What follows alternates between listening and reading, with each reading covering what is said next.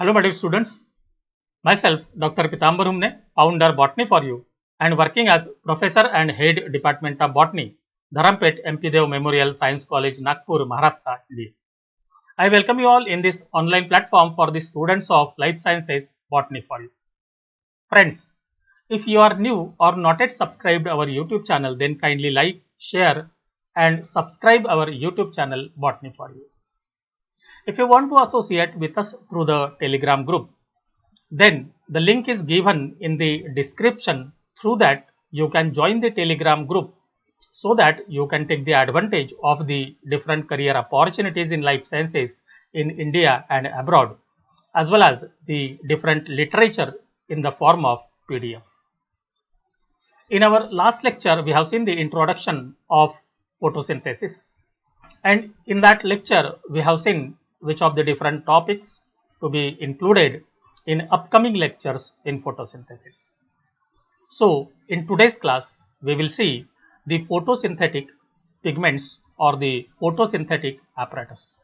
We know the green plants are responsible to carry out the process of the photosynthesis, and through that it is responsible to carry out or to trap the light energy or radiant energy and convert it into the chemical energy. So, what are the different apparatus which are involved in absorption of this sunlight that we will see in today's lecture. So, let's see today's topic, that is photosynthetic apparatus. In any higher plant, we know the plant body is distinguished into the different parts, that is the root, then stem and leaves, and we know the leaves are modified for the process of photosynthesis because they are flat. So here we have the TS of dicot leaf and the TS of monocot leaf. You know very well the dicot leaf is also known as a dorsiventral leaf, and the monocot leaf is also known as the isobilateral leaf. In dicotyledons, the stomata are present on the ventral side, while in monocotyledons the stomata are present on both the sides.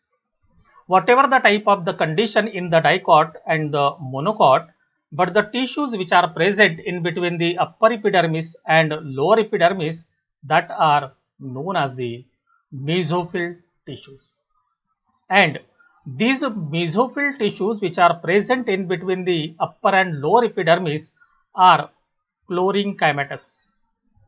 It means that the parenchymatous cells having chloroplast inside it. So you will find that if you see the one single cell from this palisade tissue or the mesophyll, then here they are vertically elongated cells. And in any diagram you will see such a type of the dots are present or the given in the peripheral regions of the palisade tissue as well as spongy parenchyma. Even the similar type of the condition you are able to see in the isobilateral leaf or the monocot leaf. It means that these dots indicate that these are the presence of the chloroplast in the cell, and hence these are the thin walled cells, that is the parenchymatous cells containing the chloroplast, that is known as the chlorenchymatous type of the cell. So in a simple sense we can say that the mesophyll cells of the leaves are responsible to carry out the process of the photosynthesis, and naturally the leaves are involved in the process of the photosynthesis. But in last lecture we have seen in many plants the leaves are reduced, and in such a cases the stem is modified for the process of the photosynthesis. So even the stem is also involved in the process of the photosynthesis. So depending upon the type of the plant, the leaf either carry out the process of the complete photosynthesis or the maximum amount of the photosynthesis, but in certain cases where the leaves are reduced, In such cases, the stem is also responsible for the process of the photosynthesis. So, if you see these chloroplast, so the cells, that is the mesophyll cells or the palisade tissue or spongy parenchyma of the dicot and the monocot leaves, that contain the chloroplast, and these chloroplasts are very usually discoidal or the ellipsoidal in shape. So, you can see here it is a ellipsoidal in structure. So, it is measured from 4 to 6 mu in length and 1 to 2 mu in thickness. So, such a very small granular type of the structure are present in the palisade tissue or the spongy parenchyma or the mesophyll cell, which are involved in trapping the sunlight. If we see this chloroplast, then this chloroplast is bounded by two membranes. So, the outer membrane and the second one is a inner membrane. And if we see the each membrane out of these two limiting membranes, then either outer membrane or the inner membrane, it is 50 angstrom unit thick, and it is responsible to encircle the chloroplast from outside. In addition to that, inside these two layers, which are lipoproteinous in nature, that they are made up of lipid and the protein. Inside it, there are many structures which are made up of lamellae, and these lamellae, when stacked one above the other, just like the stacking of the coins, and is responsible for the formation of the granum. So, this one structure or the one stacking is known as the granum, and the plural is a grana. So, even you will find in this diagram some of the lamellae are attached with the other grana. So, these lamellae are known as stroma lamellae, which are responsible to join the two grana with each other, or in other words, it is also known as the fret membranes. So, this one single structure which is bounded by the membranes, or we can say it is the lamellae. So, inside this one single structure or the granum, there is a presence of two membranes, outer or the upper side and the lower side, and hence it encloses the space, and that is known as the lumen. And this is the membrane of the structure which is present in the granum, and that is nothing but the lamellae. So, if there is a joining of the two membranes of the lamellae with each other and forming the lumen, then it is known as the thylakoid.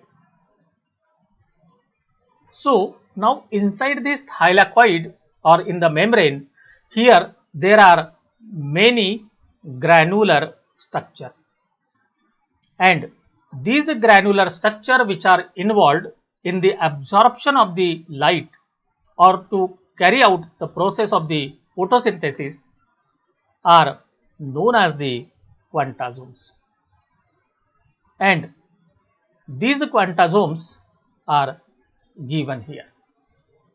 So now these are different quantasomes or the granular structures which are present in the grana lamellae that are responsible to carry out the different pigments.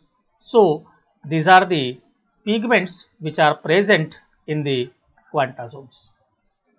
It means that actually when the light is absorbed by the plant body, then it is absorbed by the different pigments which are present in the grana of the chloroplast. Again, in the grana there is a light reaction, and in the stroma, that is the space which is present inside the chloroplast other than the granum, that is known as the stroma, and the dark reaction is carried out in the stroma. Earlier we have already discussed that the complete process of the photosynthesis is carried out into the two phases, that is light reactions and the dark reaction.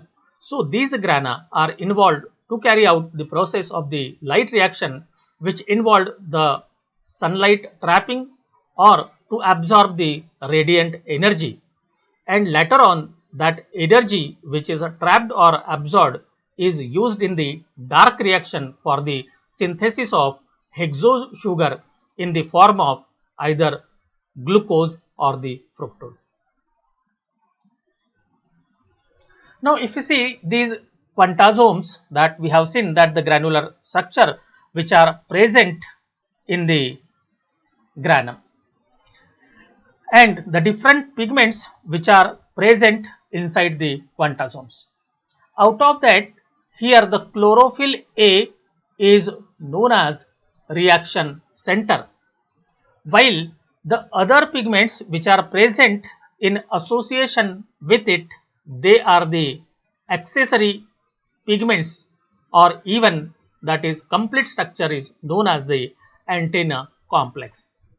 It means that if it is a reaction center, then rest of all the pigments which are involved in the process of the photosynthesis, they will absorb the sunlight or the radiant energy and transfer this radiant or sunlight energy to the reaction center.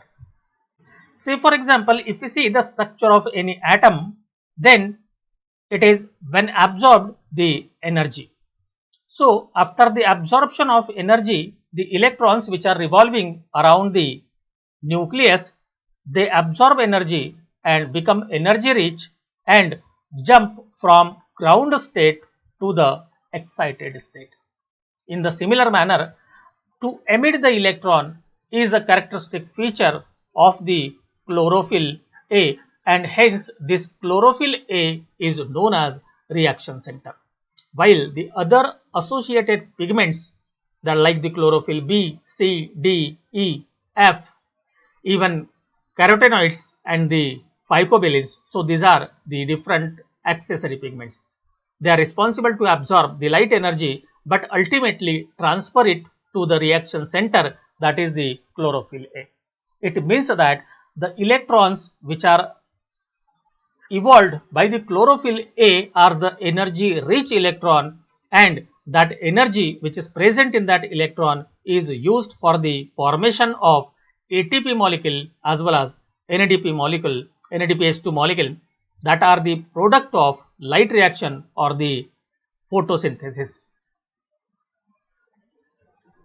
If you see the different pigments which are involved in the photosynthesis, they are categorized into the three main types. That is, first one, that is the chlorophylls, then second one, that is the carotenoids, and third one, that is the phycobilins. So these are the three different basic types of the pigments which are involved in the process of photosynthesis, and hence we can say that these are the photosynthetic pigments. Now the chlorophylls later on classified into the chlorophyll A, chlorophyll B, chlorophyll C, chlorophyll D, and chlorophyll E. In addition to that, here the new chlorophyll recently discovered in 2010 by Chen et al. And it has the absorption spectrum at 706 nm of the light, and it is found in cyanobacteria.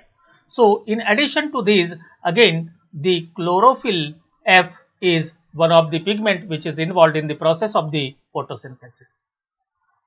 In addition to that, there are the chlorophyll, bacteriochlorophyll A, bacteriochlorophyll B, C, D and the E. Then in addition to that, again one more pigment is there which is found in the bacteria, and that is the bacterioviridin. So these are the different pigments which are present in the bacteria, while the other pigments which are present in the green plants as well as the different type of the algae which are autotrophic in nature. The chlorophylls are bluish green in color. Again the chlorophyll B is yellow green and the chlorophyll C is light green. But if you see the carotenoids, the carotenoid are classified into the two types, that is the carotenes and the xanthophylls. The carotene is a orange pigment while the xanthophyll is a yellowish orange pigment, and mostly the carotenoids are present in the algae and higher plants.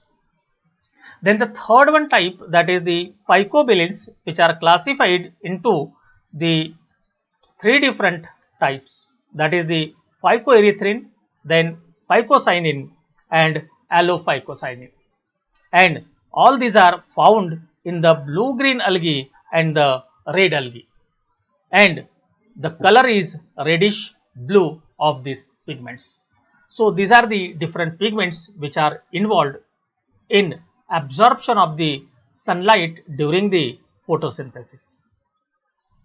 If you see the structure of the different pigments which are involved in the process of the photosynthesis, so this is a structure of chlorophyll A and this is a structure of chlorophyll B.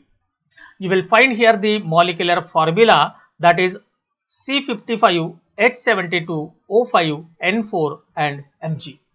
And if you compare this with structure of the chlorophyll B, then you will find that C55, H70, O5, O6 and N4. So here there is a difference of the 2 hydrogen atoms and 1 oxygen atom, and structurally they are divided into the two parts. So this one is a head and the rest of the part is a tail. So the head is made up of 4 pyrrole rings. So in association with this 4 pyrrole ring, there is a presence of magnesium in the center. So rest of the components, they are present in the form of phytol tail, and the total number of carbon, hydrogen and the oxygen are there, that is the 20 carbon, then 39 hydrogen and 1 OH group. So in addition to that, here the chlorophyll A and chlorophyll B, here in a chlorophyll A there is a presence of CH3 on the second pyrrole ring, while on the second pyrrole ring of the chlorophyll B there is presence of CHO. This is the basic difference in between the structure of chlorophyll A and chlorophyll B. In addition to that, if we see the different pigments like the chlorophyll C, chlorophyll D, chlorophyll E and chlorophyll F, so you will find that here the chlorophyll C is without phytol tail, and hence the chlorophyll C is somewhat different than rest of the pigments like the chlorophyll A, chlorophyll B, chlorophyll D, E and F. So here there are the structures of the chlorophyll A, B, D and the F, and they are given on the R1, R2, R3 and the R4, that is the R1, R2, R3 and R4. So what will be there on the different positions in relation to that of the pyrrole ring? Again, the chlorophylls are formed from the pre-existing protochlorophylls by adding the two hydrogen atoms on 7th and 8th carbon of the 4th pyrrole ring. So, this 4th pyrrole ring, when add the two hydrogen atoms in presence of NADPH, phytochlorophyll oxidoreductase enzyme, it convert into the chlorophyll, and by the different change in the position of the CH3, then CH, CH2, CH3 and CH2, CH3 on the different position, they are identified as the chlorophyll A, B, D and the F. It means that only there is a little difference in between all these four different type of the chlorophylls, that is the A, B, D and the F, while in case of the chlorophyll C, there is a absence of the phytol tail.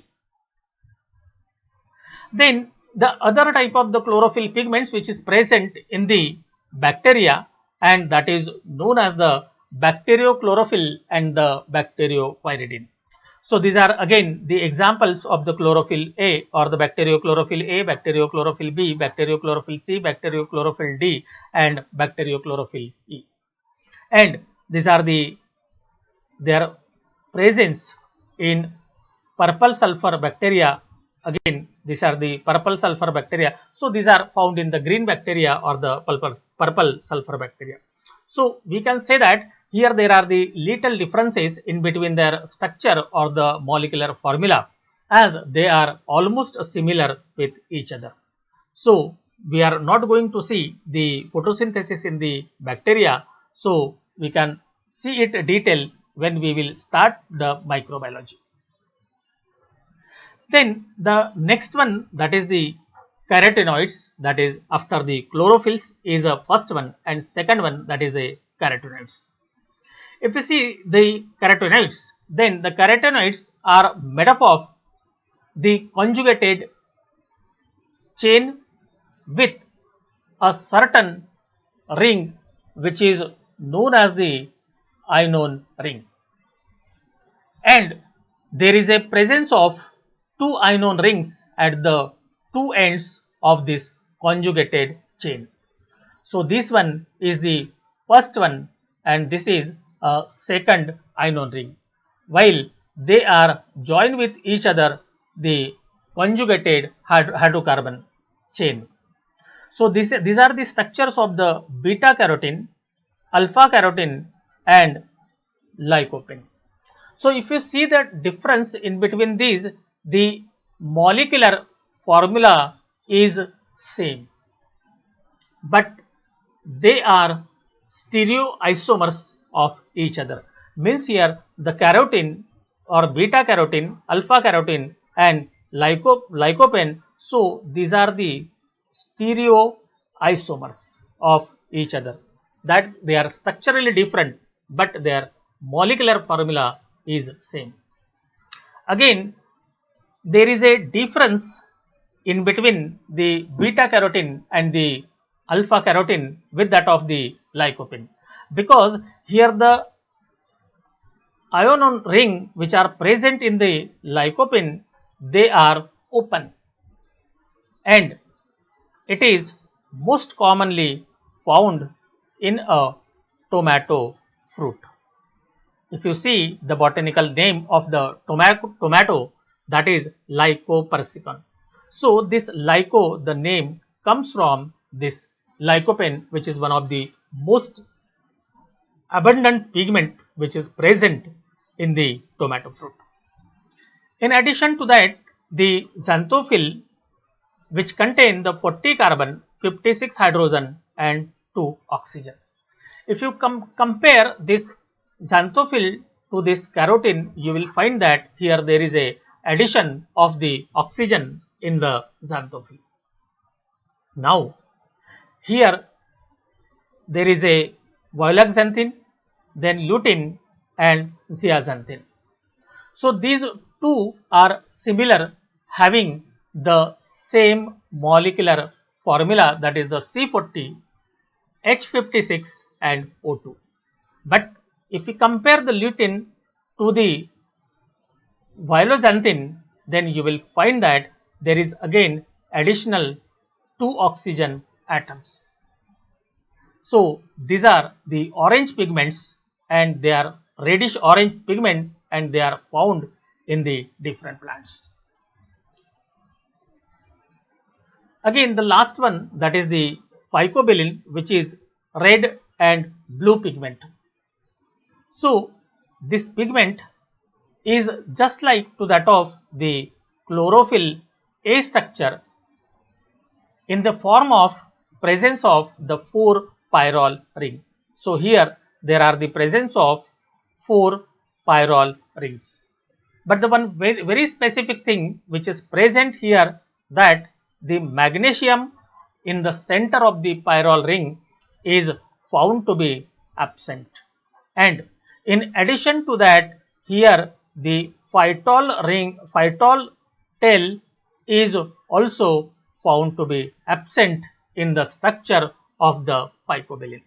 So this is the structural differences among the different pigments which are present in the plant body and are involved in the process of absorption of the light to carry out the light reactions. Now these different pigments which are present in the plants, they are responsible for the absorption of the light. So why these are the different type of the pigments are present, or how they are discovered, or how they are studied in the laboratory, that is in vitro. So in vitro the study was carried out and found that the different pigments having the different ability to absorb the light of different wavelength. So you will find that this is the wavelength, that is in a lambda or the nm. So the chlorophyll A, then beta carotene, chlorophyll B, so these are the pigments are taken into the consideration to know their absorption spectra. Absorption spectra is nothing but the ability of that particular pigment to absorb the light of a particular wavelength.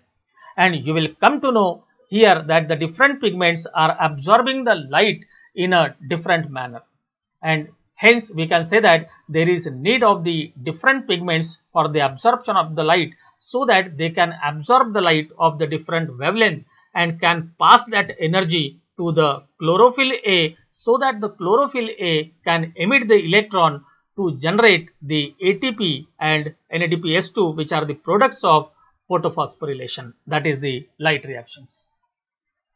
And the lastly, in the next lecture we will see, that is the light reactions. So till this we have seen the presence of the leaf. Inside the leaf there are the presence of chloroplast. Inside the chloroplast there are the presence of grana. In the grana there are the presence of quantasomes. Inside the quantasomes there are the presence of the different pigments like the chlorophyll, then carotenoids and phycobilins. Means these are different pigments which are involved in the absorption of the light.